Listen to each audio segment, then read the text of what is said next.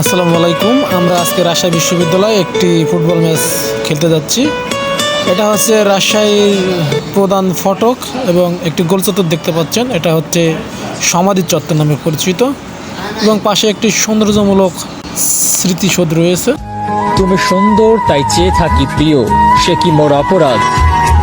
এমন প্রশ্ন কবি কাজী নজরুল কাকে করেছিলেন তা জানতে হলে ইতিহাসে নজর দিতে হবে।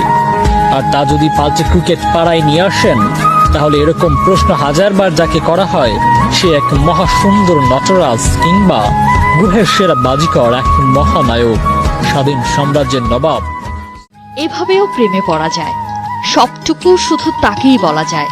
উষ্ণ আবেগে নিংড়ে নিয়ে একসাথে পথ চলা যায়, আর আঙুলে আঙুল রেখে এই পথ চলাতেই তো সব সুখ। ভালোবাসা, তামাম দুনিয়ার সব মায়া যেন জড়িয়ে থাকে এই একটা কথায়। ভালোবাসার জাদুতেই তো পাষাণেও জাগে প্রাণ।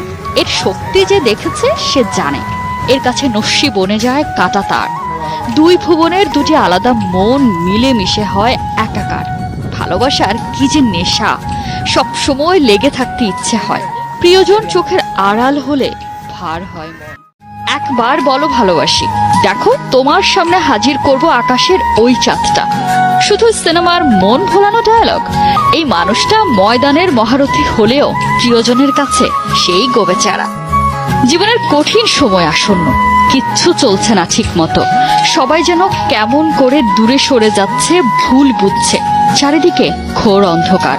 মাঠের এই অ্যাগ্রেসিভ মানুষটাও ভেঙে পড়েন মাঝে সাঝে। ম্যাচটা বাংলাদেশ জেলি স্পোর্টস টিম 4-2 গোলে জয়লাভ করে। ক্যামেরাম্যান রুবেল হোসেন, এডিটিং আর নাসির আহমেদ।